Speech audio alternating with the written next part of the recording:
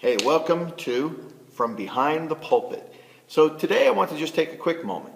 I try to be quick. That's always my plan. It rarely works out. So I want to just take a moment and remind you that when you get here on Sunday morning, we have a copy of these note-taking aids for children. And so families, when you arrive here, parents, make sure to stop by the back table, pick up one of these. The important thing about doing something like this is that it helps discipline our children to listen better.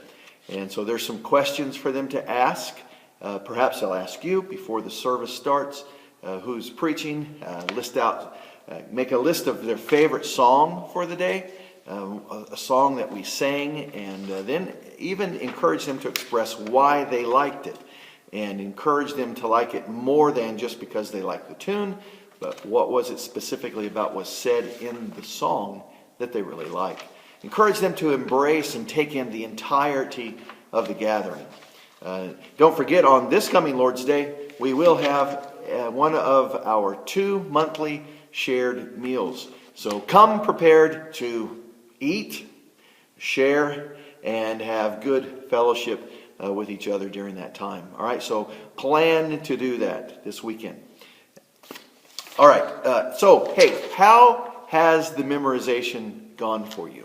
The memorization of Philippians chapter 2, verses 14 through 18. First of all, the question has to be, how are you doing? Not so much with the memorizing, but how are you doing in obeying the text? How often have you had to stop yourself in mid-sentence or even after the statement and say, wow, that was nothing short of complaining and arguing? That's part of the benefit, part of the blessedness of memorizing Scripture, is that it's landed and it's taking up residency in our minds, and we're thinking about it, we're meditating on it, and it becomes part of our thinking.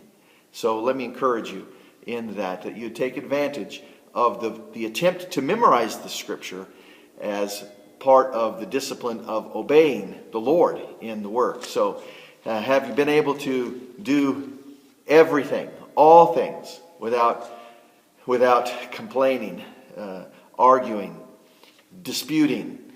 I confess, what a task that is. So hey, when you get here, test one another on the verses, okay? Stop and ask each other, or say, hey, can I share with you this week's attempt of memorizing the Scripture from Philippians chapter 2, verses 14 through 18. Do all things without that tendency of that old nature to want to grumble about it and murmur about it, complain about it, argue, dispute. They're disruptive attributes, aren't they? They're not of God. So may He help us get rid of them.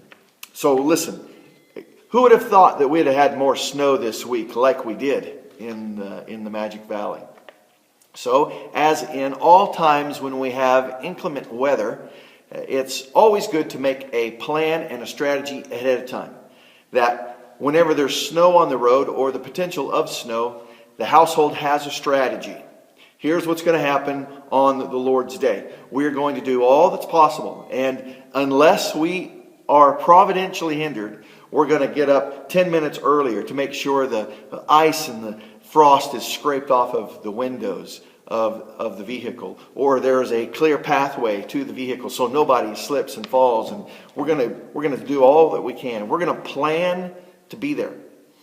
And then, of course, as you've discovered in your own life, the plan may get diverted along the way. But don't not plan.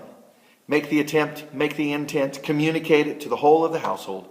Here's the plan. Get the shoes polished on Saturday night. Find your belt on Saturday night. Decide what's for breakfast on Saturday night. Determine what the plan is. Plan what you're going to bring to the shared meal on Saturday night, so that whenever you wake up, if you don't know this about the Lord's Day, the enemy will be active. He's always active. But there's something about the Lord's Day that the enemy just ratchets it up a notch and he's so active. He wants to thwart your plans to be here. So do all you can. Bless the Lord if the plans are hindered, not by the devil, but by the Lord. So make that the plan. Make that the agenda. All right? So we look forward to seeing you on this coming Lord's Day. May the Lord bless you. May he bless your household. And may he bless the advancement of the gospel to all nations, to all tribes, to all languages, to the ends of the earth. We'll see you on the Lord's Day.